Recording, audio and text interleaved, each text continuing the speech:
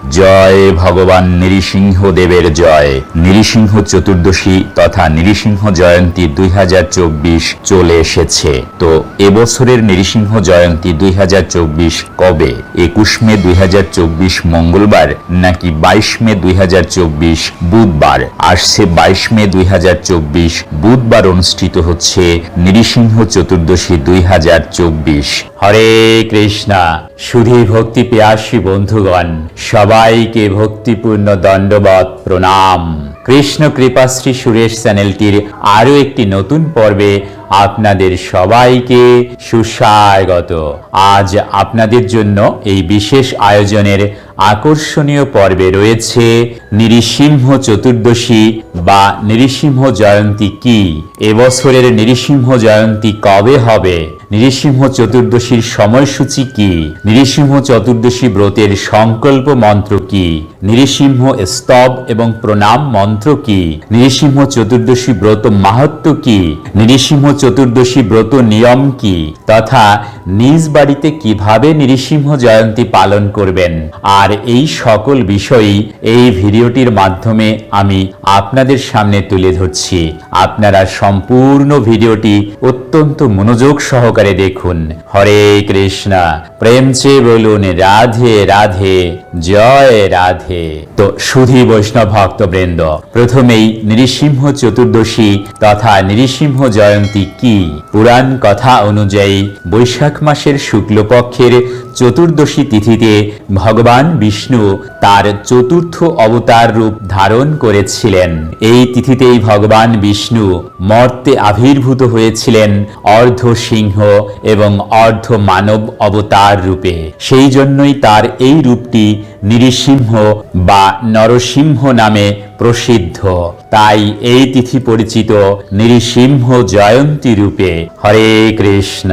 সুধী বৈষ্ণব ভক্তবৃন্দ, আসুন এবারে জেনে নিই 2024 সালের নৃসিংহ জয়ন্তীর বিস্তারিত সময়সূচি। বিশুদ্ধ শাস্ত্রীয় সিদ্ধান্ত ও চান্দ্র পঞ্জিকা অনুসারে নৃসিংহ চতুর্দশী আরম্ভ ইংরেজি 21 মে 2024 মঙ্গলবার বাংলাদেশ সময় অনুযায়ী সন্ধ্যে 6:09 আর ভারতীয় সময় অনুযায়ী অপরাহ্ন 5:39। নৃসিংহ চতুর্দশী শেষ ইংরেজি 22 মে 2024 বুধবার বাংলাদেশ সময় অনুযায়ী দিবাগত রাত্রি 7:17 আর ভারতীয় সময় অনুযায়ী সন্ধ্যে 6:47। নৃসিংহ চতুর্দশীর উপবাস ইংরেজি 22 মে 2024 বুধবার। নৃসিংহ চতুর্দশীর পালনের সময়, যেহেতু ভগবান নৃসিংহদেব সূর্যাস্তের সময় আবির্ভূত হয়েছিলেন এবং সেই কারণে এই সময়েই বিশেষভাবে পূজা অর্চনা করে পালন সম্পন্ন করতে হয়, তাই ইংরেজি 22 মে 2024 বুধবার পূজা অর্চনার পরেই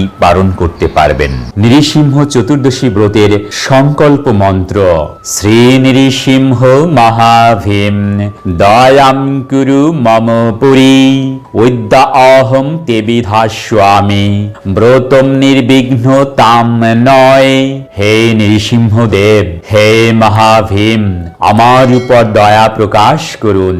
অদ্য আমি আপনার ব্রত আচরণ করিব, নির্বিঘ্নে সম্পূর্ণ করুন। শ্রী নৃসিংহ প্রণাম মন্ত্র। জয় শ্রী নৃসিংহ, জয় শ্রী নৃসিংহ, জয় জয় জয় শ্রী নৃসিংহ। উগ্রম বীরম মহাবিষ্ণুম জ্বলন্তম সর্বতোমুখম নৃসিংহম ভীষণম ভদ্রম মৃত্যুম নমামি অহম। শ্রী নৃসিংহ জয়, নৃসিংহ জয়, জয় জয় নৃসিংহ। প্রহ্লাদেশ জয়, পদ্মমুখ পদ্মভৃঙ্গ। অতঃপর শ্রী নৃসিংহ চতুর্দশী ব্রত মাহাত্ম্য।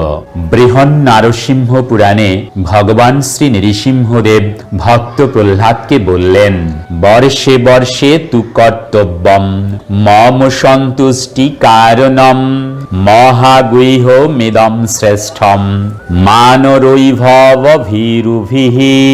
অর্থাৎ প্রতি বছর আমার সন্তুষ্টির উদ্দেশ্যে চতুর্দশী ব্রত কর্তব্য। জন্ম মৃত্যুময় সংসার ভয়ে ভীত ভরে মানুষ এই পরম গোপনীয় এবং শ্রেষ্ঠ ব্রত পালন করবে।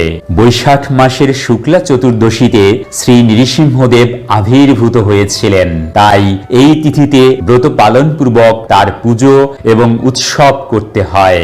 শ্রী নৃসিংহদেব বললেন, আমার ব্রতদিন জেনেও যে ব্যক্তি লঙ্ঘন করে চন্দ্র সূর্য যতদিন থাকবে ততদিন নরক যাতনা ভোগ করবে। যদিও আমার ভক্তরা এই ব্রত করে থাকে, তবুও প্রত্যেকেরই এই ব্রতে অধিকার আছে। প্রহ্লাদ বললেন, হে ভগবান, হে নৃসিংহ রূপ, সকল দেবগণের আরাধ্য প্রভু, আপনাকে প্রণাম জানাই। আমি জিজ্ঞাসা করছি, হে প্রভু, তোমার প্রতি আমার ভক্তি কি রূপে উৎপন্ন হলো? কি রূপে আমি তোমার প্রিয় ভক্ত হলাম? শ্রী নৃসিংহদেব বললেন, হে বুদ্ধিমান, একান্ত মনে শোনো। প্রাচীন কল্পে তুমি ব্রাহ্মণ ছিলে, কিন্তু বেদ পাঠ করনি। তোমার নাম ছিল বসুদেব এবং তুমি ছিলে বেশ্যাসক্ত। তোমার কোনো সুকর্ম ছিল না, কেবল একটি মাত্র আমার ব্রত করেছিলে। সেই ব্রত প্রভাবে তোমার এরকম আমার প্রতি ভক্তি হয়েছে। প্রহ্লাদ বললেন, হে নৃসিংহ, হে অচ্যুত, হে প্রভু, আমি কার পুত্র হয়ে কি করতাম? বেশ্যাসক্ত অবস্থায় কিভাবে তোমার ব্রত করলাম? দয়া করে আমাকে তা বলুন। শ্রী নৃসিংহদেব বললেন, পুরাকালে অবন্তিপুরে এক বেদজ্ঞ ব্রাহ্মণ ছিল। তার নাম ছিল বসু শর্মা। ধর্মপরায়ণ এবং বৈদিক ক্রিয়া অনুষ্ঠানে তৎপর। তার ভার্যা ছিল জগৎ প্রসিদ্ধা সুশীলা, পতিব্রতা, সদাচারিণী। তাদের 5 পুত্র ছিল। 4 জন ছিল সদাচারী, বিদ্বান, পিতৃভক্ত, কিন্তু কনিষ্ঠ পুত্রটি ছিল অসদাচারী, সর্বদা বেশ্যাসক্ত, সুরাপায়ী। সেই কনিষ্ঠ পুত্রটি ছিলে তুমি। নিত্য বেশ্যাগৃহেই তুমি বসবাস করতে। একদিন বনমধ্যে তুমি এবং তোমার সেই বান্ধবী বেড়াতে গিয়েছিলে। তোমরা মনে করেছিলে দিনটা বেশ ভালোই কাটবে, কিন্তু তোমাদের নিজেদের মধ্যে চরিত্র বিষয়ে বিশেষ রকমের কলহ বেঁধে যায়। তোমাদের মধ্যে মনোমালিন্যের কারণে মৌনভাবে তোমরা আলাদাভাবে একটি স্থানে এসে বসেছিলে। সেখানে তুমি অতি পুরানো ধ্বংসাবশেষ গৃহ নিদর্শন স্বরূপ কিছু ইট পাথর দেখেছিলে। সেই নির্জন স্থানে আলাদাভাবে উপবেশন করে তোমরা 2 জন ক্রন্দন করেছিলে আপন আপন ভাবে। সারাদিন তোমরা অনাহারী ছিলে, এমনকি জল পর্যন্ত পান করনি। সারা রাতও তোমরা জাগরিত ছিলে।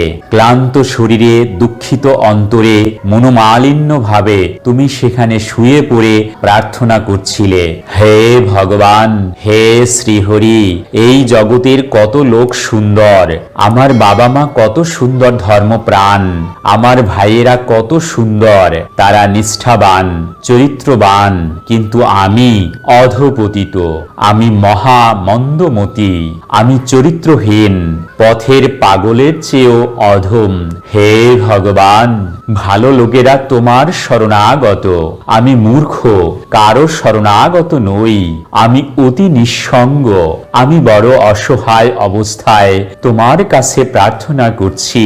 হে ভগবান, আমাকে বিশুদ্ধ জীবন দান করো। এভাবে তুমি ক্রন্দন করেছিলে। আর তোমার বান্ধবী, সেও একান্ত মনে প্রার্থনা করেছিল, হে ভগবান, আমি সমাজের মধ্যে সবচেয়ে জঘন্য স্তরের জীব। সভ্য সমাজ থেকে আমি বিক্ষিপ্ত এবং বিচ্ছিন্ন। এই জগতে অনেক নিষ্ঠাবতী, সাধ্বী, সুন্দরী নারী রয়েছে, আর আমি মহাপাপী। গণিকা বৃত্তি করেই জীবন নষ্ট করেছি। প্রতিদিনই কেবল পাপের বোঝা বাড়িয়েছি। নরক যাতনা কতই না এই পোড়া কপালে অপেক্ষা করছে। ভদ্র সমাজে কেউ কোনোদিন আমাকে তাকাতেও চায় না। আমি এই জগতের কোনো পথ খুঁজে পাই না।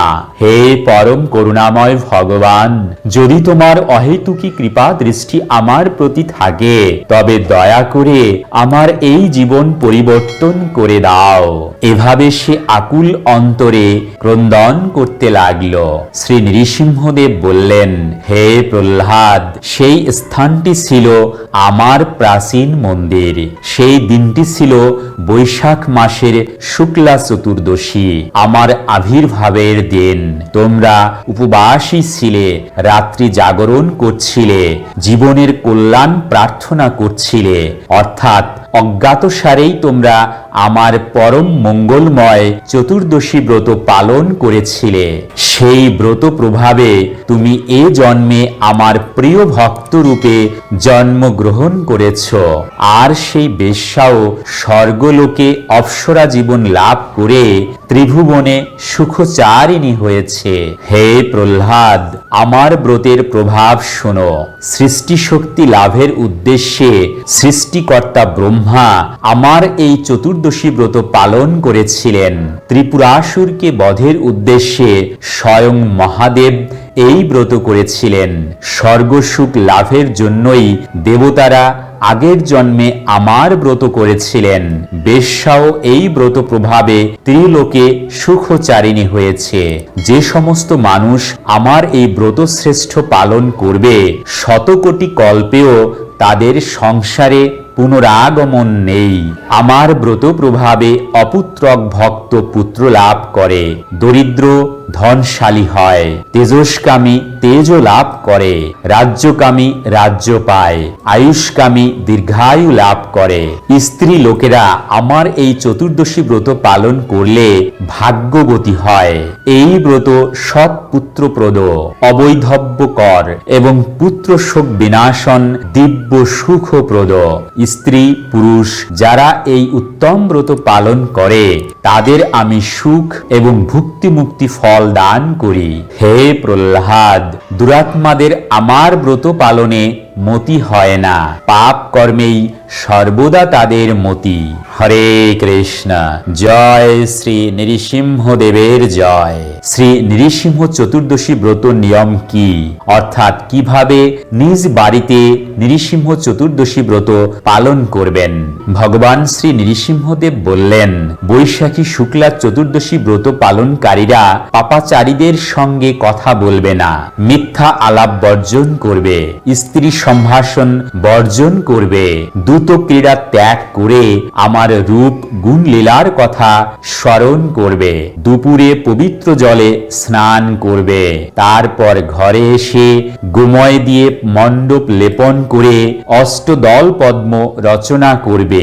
সেই পদ্মের উপর রত্নযুক্ত আমার কলসি বসাতে হবে, তার উপর চাল ভর্তি একটি পাত্র রাখতে হবে, চালের উপর লক্ষ্মী সহ নৃসিংহদেবকে স্থাপন করতে হবে, কিংবা মণ্ডপে পবিত্র ফুল সাজিয়ে তার উপর স্থাপন করতে হবে। পঞ্চামৃতে লক্ষ্মী নৃসিংহকে স্নান করিয়ে পুজো আরম্ভ করতে হবে। আগে প্রহ্লাদের পুজো, তারপর লক্ষ্মী নৃসিংহের পুজো করতে হবে। এই অভিষেক ও পুজো আরতি সন্ধ্যাকালে সম্পন্ন করতে হয়। নৃত্য, গীত, বাদ্য এবং হরিনাম সংকীর্তন, নৃসিংহ স্তুতি, নৃসিংহ লীলা পাঠ, কীর্তন পূর্বক রাত্রি জাগরণ এবং পরদিন সকালে স্নান সেরে যত্ন সহ পুজো এবং সকলের মঙ্গল প্রার্থনা করতে হয়। তারপর ব্রাহ্মণকে দক্ষিণা দান এবং প্রসাদ সেবন করতে হয়। অপারগ হলে লোকেরা কমপক্ষে সন্ধ্যার পর অনুকল্প প্রসাদ গ্রহণ করে থাকেন, রাত্র 10টা পর্যন্ত জেগে থাকেন। পরদিন মঙ্গল আরতিতে নৃসিংহ স্তব করতে থাকেন। হরে কৃষ্ণ। জয় ভগবান নৃসিংহদেবের জয়। প্রেমচে বলুন রাধে রাধে, জয় রাধে। সুধী ভক্তবৃন্দ, নৃসিংহ চতুর্দশী বা নৃসিংহ জয়ন্তী কি? এবছরের নৃসিংহ জয়ন্তী কবে হবে? নৃসিংহ চতুর্দশীর সময়সূচি কি? নৃসিংহ চতুর্দশীর ব্রতের সংকল্প মন্ত্র কি? নৃসিংহ স্তব এবং প্রণাম মন্ত্র কি? নৃসিংহ চতুর্দশী ব্রত মাহাত্ম্য কি? নিজ বাড়িতে কিভাবে পালন করবেন নৃসিংহ চতুর্দশী ব্রত তথা নৃসিংহ চতুর্দশী ব্রত নিয়ম কি? এই সকল বিষয়ই এই ভিডিওটির মাধ্যমে আমি আপনাদের সামনে তুলে ধরলাম। এই দুর্লভ মানব জীবনকে সার্থক করে তুলতে সর্বদা কৃষ্ণ ভাবনায় সম্পৃক্ত থাকুন, ভালো চিন্তা এবং কাজ করুন। মনে রাখুন, জীবন এবং মুক্তির পাথেয় পরমেশ্বর ভগবান শ্রীকৃষ্ণ। আর তাই এই ভিডিওটি ভালো লাগলে আর জীবন চলার পথের যে কোনো কঠিন সমস্যা এবং পারমার্থিক জিজ্ঞাসার সহজ ও সঠিক সমাধান পেতে চ্যানেলটি সাবস্ক্রাইব করে পাশে থাকা বেল আইকনে ক্লিক করে রাখুন, লাইক, শেয়ার এবং কমেন্ট করুন। আজকের মতো এখানেই সমাপ্ত ঘোষণা করছি। দেখা হবে পরবর্তী কোনো আকর্ষণীয় পর্বে। ততক্ষণ পর্যন্ত আপনারা সকলেই ভালো থাকুন, সুস্থ থাকুন। হরে কৃষ্ণ, হরি বল। জয় ভগবান নৃসিংহদেবের জয়। প্রেম সে বলুন রাধে রাধে, জয় রাধে।